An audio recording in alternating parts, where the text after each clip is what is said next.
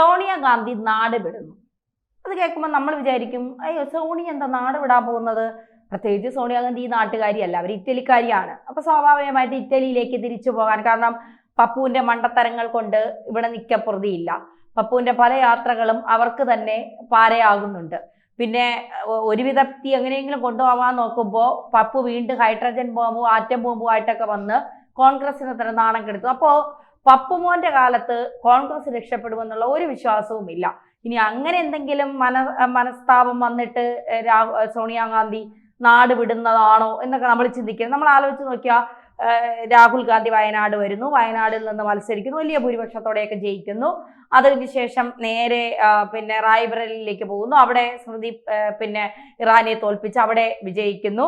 അത് കഴിഞ്ഞതിന് ശേഷം അമേഠിയിലേക്ക് പോകുന്നു, അമേഠിയിൽ സ്മൃതി ഇറാനിയെ തോൽപ്പിക്കുന്നു, അവിടെ ജയിക്കുന്നു. അതിനുശേഷം വീണ്ടും അനിയത്തിയെ കൊണ്ടുവന്ന്, അതായത് വയനാട് നിന്ന് താൻ പോയപ്പോൾ അവിടെ വയനാട്ടിലെ കോൺഗ്രസ്സുകാർക്കാർക്കും വിവരവും ബുദ്ധിയൊന്നും ഇല്ലല്ലോ, കോൺഗ്രസിനെ വയനാട്ടിൽ നിൽക്കാനൊരു മത്സരാർത്ഥിയുമില്ല. അതുകൊണ്ട് അനിയത്തിയെ കൊണ്ടുവന്ന് വയനാട്ടിൽ നിർത്തി. അങ്ങനെ അനിയത്തിയും വലിയ ഭൂരിപക്ഷത്തോടെ ജയിക്കുന്നു. ഈ വല്ല ആണ്ടിലും ആവണിക്കും ഒക്കെ അനിയത്തി പിന്നെ എന്താ പറയുക വയനാട് വരും, സന്ദർശിക്കും, പോകും, കുറെ ഫോട്ടോഷൂട്ടൊക്കെ നടത്തും. അങ്ങനെ കുറെ ഈ ആളുകളെയൊക്കെ കുറെ മയക്കി എടുത്തിട്ട് വീണ്ടും പോകും. ഇതാണ് നമ്മൾ കണ്ടുകൊണ്ടിരിക്കുന്നത്. ഇതിനിടയ്ക്ക് രാഹുൽ ഗാന്ധി മലേഷ്യ പോവും, പട്ടായയിൽ പോവും, ബാങ്കോങ്ങിൽ പോവും, കൊളംബിയയിൽ പോവും. കൊളംബിയയിലാണ് രാഹുൽ ഗാന്ധിക്ക് ഒരു ഭാര്യയും 2 മക്കളും ഒക്കെ ഉണ്ടെന്ന് പറയുന്നത്. കൊളംബിയയിൽ പോയി ഇപ്പോഴും കൊളംബിയ പോകാൻ വേണ്ടി അദ്ദേഹം നിൽക്കുകയാണ്. അപ്പൊ CRPF പറയുന്നുണ്ട്, ഇനി താൻ കൊളംബിയയിൽ താൻ ലോകത്ത് എവിടെ വേണോ പൊക്കോ, കാരണം തന്റെ ജീവൻ ഞങ്ങൾക്ക് വലുതാണ്, തനിക്ക് എന്തെങ്കിലും സംഭവിച്ചാൽ പറയുന്നത് BJP ചെയ്തതായിരിക്കും, അതുകൊണ്ട്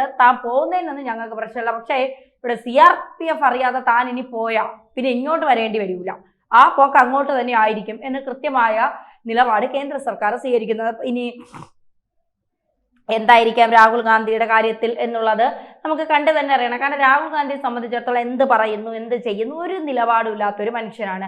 കോൺഗ്രസിനെ നയിക്കാൻ അറിയില്ല, നിലപാടുകൾ വ്യക്തമാകെ കൂടി അങ്ങേർക്ക് അറിയാവുന്ന ഒരു കാര്യം മോദി വിരുദ്ധത മാത്രമാണ്. മോദിയെ എങ്ങനെ 10 പറയാം, മോദിയുടെ പേര് പറഞ്ഞുകൊണ്ട് എങ്ങനെ, അത് മോദിക്ക് വലിയ മൈലേജാണ് കിട്ടുന്നത്. അതുകൊണ്ട് മോദി പറയുന്നത് രാഹുൽ ഗാന്ധിയുടെ അത്ര BJP തന്നെ പറയുന്നത്, BJPക്ക് ഇത്രയും മൈലേജ് ഉണ്ടാക്കി തരുന്ന ഒരാൾ BJPക്ക് അകത്ത് പോലും ഇല്ല എന്നാണ് പറയുന്നത്. അപ്പൊ അത്രത്തോളം വലിയ ശക്തിയാണ് BJPക്ക് രാഹുൽ ഗാന്ധി എന്ന് പറയുന്നത്. അതുകൊണ്ട് അവരത് ഭയങ്കരമായി രാഹുൽ ഗാന്ധിയെ അവർ സപ്പോർട്ട്. കാരണം രാഹുൽ ഗാന്ധി പറയുന്നതിനൊന്നും അവർ മൗനം പാലിക്കുന്നത് എന്തുകൊണ്ടാണ്? മറുപടി ഇല്ലാത്തത് കൊണ്ടല്ല.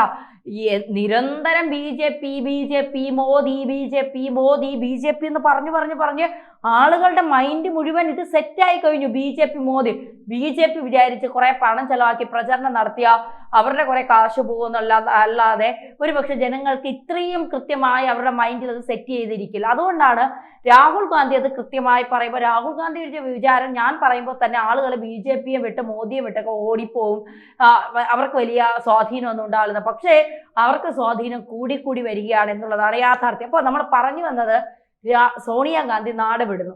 അപ്പൊ നിങ്ങൾ ചോദിക്കും, പറഞ്ഞത് അവിടെയാണല്ലോ, നിൽക്കുന്നത് ഇവിടെയാണല്ലോ എന്ന്. പറയാം, സോണിയാഗാന്ധി നാട് വിടുന്നത് എങ്ങോട്ടാണ്? ഇറ്റലിയിലോട്ടല്ല, അമേരിക്കയിലോട്ടല്ല. പൊതുവെ ജോർജ് സോറസ് ഒക്കെ അവിടെയാണോ ഉള്ളത്, അങ്ങോട്ടാണ് പോകേണ്ടത്. കാരണം ഇവരുടെ കുടുംബം മുഴുവൻ പിന്നെ രാജകുടുംബമാണല്ലോ, സർക്കാർ മന്ദിരങ്ങളിലാണല്ലോ ഇവരിപ്പോൾ ഡൽഹിയിലൊക്കെ താമസിക്കുന്നത്. നമ്മുടെ ചെലവില് നമ്മുടെ നികുതി പണത്തിൽ നിന്നെടുത്ത് ജൻ ട്രെയിൻ എന്ന് പറയുന്ന പിന്നെ വസതിയിലൊക്കെ ആണല്ലോ സോണിയാഗാന്ധി അടക്കം താമസിക്കുന്നത്. MP സ്ഥാനമൊക്കെ നഷ്ടപ്പെട്ട അവിടെ നിന്ന് ഇറങ്ങി ഒന്നുകിൽ ഇറ്റലിയിൽ പോകണം, അല്ലെങ്കിൽ കുറെ സ്ഥലങ്ങളൊക്കെ ഡൽഹിയിലൊക്കെ വാങ്ങിച്ചു കൂട്ടിയിട്ടുണ്ടല്ലോ. ലോകത്തിന്റെ പലയിടങ്ങളിലും വീടുകളും ഗസ്റ്റ് ഹൗസുകളും ഫാം ഹൗസുകളും പിന്നെ ഒക്കെ ഉള്ളവരാണ്, ബിസിനസ്സുകളും ഒക്കെ ഉള്ളവരാണ് ഈ രാജകുടുംബത്തിലെ 3 അംഗങ്ങൾ എന്ന് പറയുന്നത്. അതുകൊണ്ട് ഇവിടെ നിന്ന് ഇറക്കി വിട്ടാലും അവർക്ക് പോകാൻ, അവർ വഴിയാതവരാകുമൊന്നുമില്ല, പോകാൻ അവർക്കൊരു സ്ഥലമുണ്ട്. ഇപ്പൊ പക്ഷേ പ്രിയങ്ക ഗാന്ധി വന്നു. ഈ പ്രിയങ്ക ഗാന്ധി ആദ്യം വന്ന് വയനാടൊക്കെ സന്ദർശിച്ചു. എന്നിട്ട് ഈ പിന്നെ പത്മശ്രീ കിട്ടിയ ചെറുവയൽ രാമൻ അദ്ദേഹത്തോടൊപ്പം നിന്ന് ഫോട്ടോഷൂട്ടൊക്കെ നടത്തി. എന്നിട്ട് ഈ പിന്നെ കുറെ വീടുകൾ കയറി ഇറങ്ങി. ആ വീടുകളൊക്കെ കയറിയതിന് കാരണമുണ്ട് കേട്ടോ. കുറെ വീടുകളൊക്കെ കയറി ഇറങ്ങി. കുറച്ച് ദിവസം കഴിഞ്ഞപ്പോൾ അമ്മയും മകനും കൂടെ വരുന്നു. എന്നിട്ട് പറയുകയാണ് സ്വകാര്യ സന്ദർശനമാണ്, ഞങ്ങൾ കേരളത്തിലെ കോൺഗ്രസ്സുകാരെ കാണാനോ കേരളത്തിലെ ജനങ്ങളെ കാണാനോ അല്ല വന്നത്, ഞങ്ങൾ പിന്നെ സ്വകാര്യ സന്ദർശനത്തിനാണ് വരുന്നത്. അപ്പം എന്താണ് ഈ സ്വകാര്യ സന്ദർശനം? ഇവർക്കെന്താ വയനാട് ഇത്ര സ്വകാര്യത എന്നുള്ളൊരു ചോദ്യം നമ്മുടെ മൈൻഡിലൊക്കെ ഉണർന്നു. ഇപ്പോൾ പുറത്തു വരുന്ന വിവരങ്ങളുടെ അടിസ്ഥാനത്തിൽ സോണിയാഗാന്ധിയും മകൾ പ്രിയങ്ക ഗാന്ധിയും മകൻ രാഹുൽ ഗാന്ധിയും വയനാട് 20 ഏക്കർ സ്ഥലം വാങ്ങാൻ പോകുന്നു എന്നുള്ളതാണ് പുറത്തു വരുന്ന വിവരങ്ങളുടെ അടിസ്ഥാനത്തിൽ മനസ്സിലാക്കാൻ സാധിക്കുന്നത്. ഒന്നും രണ്ടുമല്ല, 20 ഏക്കർ സ്ഥലമാണ് വാങ്ങാൻ പോകുന്നത്. ഈ കേരള ഭൂപരിഷ്കരണ നിയമം അനുസരിച്ച് സ്വാഭാവികമായും നിങ്ങളുടെ മനസ്സിൽ ഉദിക്കുന്ന ചോദ്യം എനിക്ക് മനസ്സിലാകും.